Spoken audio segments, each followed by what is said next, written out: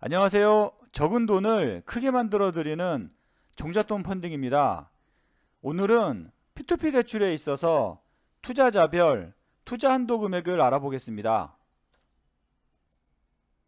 먼저 P2P 대출에 있어서 각 주체별로 어떠한 역할을 하는지 살펴보겠습니다. 차입자는 돈을 빌리려는 사람입니다. 돈을 빌리기 위해서 그냥 빌릴 수는 없겠지요? 아마도 삼성 이재용 사장이 돈 좀 빌려주세요 하면 서로 빌려주려고 줄을 설 것입니다. 그러나 현실에서는 담보 없이 돈을 빌려주는 사람은 잘 없을 것입니다.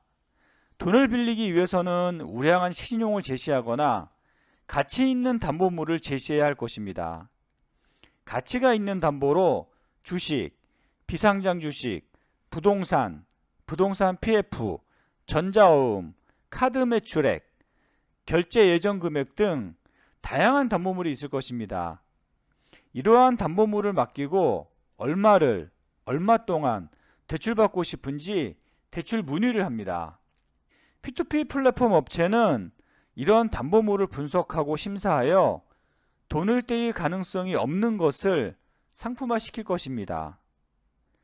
플랫폼에 올려진 투자 상품을 보고 투자자들이 검토하고 투자 금액을 결정합니다. 투자할 때 가장 중요한 포인트는 투자 상품을 스스로 이해하고 투자 상품을 확인할 수 있는지가 중요합니다. 즉, 담보물에 대한 평가가 적절한가? 5천만 원짜리를 1억 원으로 담보를 부풀리지는 않았나? 또는 담보물 확보를 정확하게 진행했는가? 질권 설정, 근저당 설정 등을 제대로 하였는가? 확인해야 할 것입니다. 앞서 말씀드렸듯이 P2P 사건 중에 1순위가 허위 상품이기 때문입니다. 투자 금액이 모여지면 P2P 플랫폼 자회사인 대부회사를 통해서 대부 계약을 맺고 담보를 안전하게 설정한 후에 대출금을 지급합니다. 투자자는 플랫폼에서 원금과 이자를 받을 수 있는 권리증서인 원리금 수취 인증서를 인쇄할 수 있습니다. 만기가 되어 차입자가 원금과 이자를 상환하면 대부업체는 지급해야 할 이자에서 플랫폼 수수료와 원천징수액을 제하고 지급합니다. P2P 업체가 PR하는 수익률보다 실제 수익률이 적은 이유가 여기에 있지요. 현행 원천징수세율 27.5%와 플랫폼 수수료는 업체에 따라 다르나 대략 월 0.1%를 제하고 받으신다고 보면 좋을 것 같습니다. 투자 상품 홍보 시 세후 수익률을 알려주는 것이 아니라 세전 수익률을 알려주는 것이기 때문입니다. 그렇다고 너무 아까워하지 마세요. 돈을 벌어서 세금을 낸다는 것은 대한민국 국민의 도리니까요.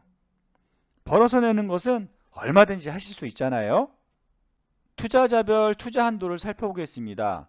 투자 유형에는 특별한 자격 요건이 없는 개인 투자자, 이자, 배당 소득이 연 2천만 원 이상 또는 사업, 근로소득이 연 1억 원 이상을 받는 소득 적격자, 그리고 전문 투자 자격을 취득한 전문 투자가와 기관, 법인 투자가가 있습니다. 현행 개인 투자자의 동일 차입자 투자 한도는 건당 최고 500만 원, P2P 회사당 동산 2천만 원, 부동산 1,000만 원을 투자할 수 있고요. 소득 적격자는 동일 차입자 투자 한도는 건당 최고 2천만 원, P2P 회사당 4천만 원 투자 가능합니다.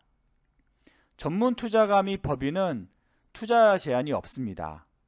앞서 동일한 차입자 한도란 말이 많이 나오는데요. 동일 차입자 한도란 투자한 상품이 서로 다르더라도 대출자가 같은 경우에 투자 한도를 말합니다. 예를 들어 보겠습니다.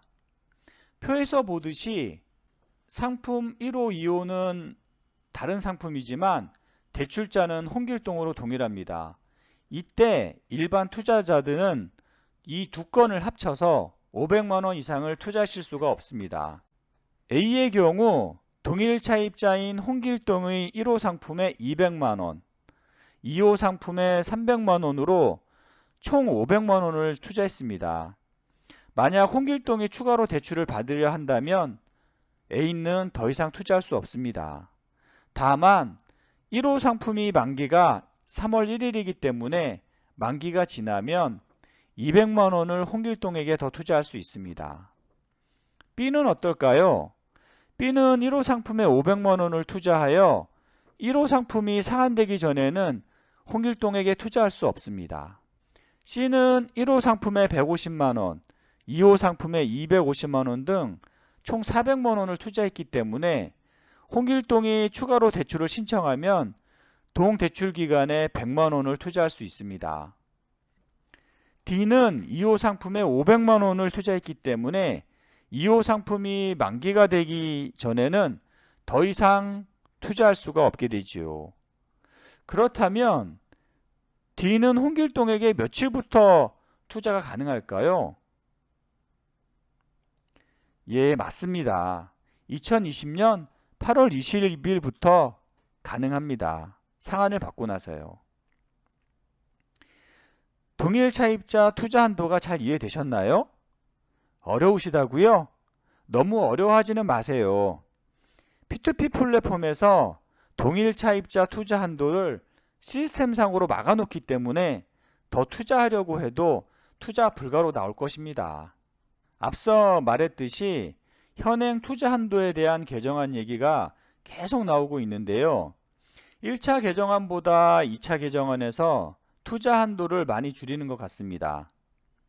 특히 개별 P2P 회사당 투자 한도를 두었던 것을 전체 P2P 회사당 투자 한도로 규정해서 투자 규모를 줄이고 있는 실정입니다. 표에서 보듯이 개인 투자자의 경우 동일 차입자 한도는 건당 최고 500만원으로 동일하나 연간 투자 한도는 전체 P2P 회사당 동산 3천만원, 부동산 1,000만원으로 엄청 줄였습니다. 가령 투자금이 있다는 가정하에 100개 P2P 회사에 2천만원씩 총 20억을 투자할 수 있었다면 앞으로는 총 3천만원밖에 투자할 수 없습니다. 소득 적격자의 경우도 동일 차입자 투자 한도에는 변함이 없으나 P2P 회사당 4천만원 투자했던 것을 앞으로는 전체 P2P 회사당 1억 원으로 축소하게 될 것입니다.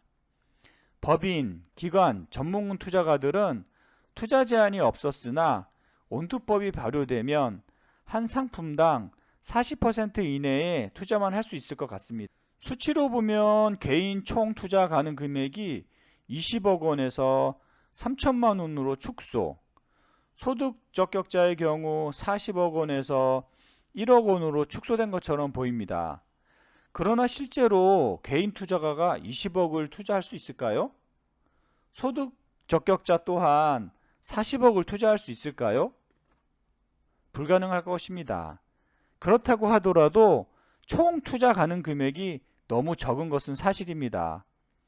결과적으로 보면 개정안을 통해서 투자에 대한 안정화에 너무 초점을 두었다고 볼 수 있습니다. P2P 사업이 지속적으로 발전할 수 있도록 개정안이 확정되기 전에 투자 한도에 대한 증액을 기대해 봅니다. 지금까지 P2P 대출의 투자자별 투자 한도에 대해서 말씀드렸습니다. 도움이 되셨다면 좋아요, 구독을 꼭 눌러주세요. 감사합니다.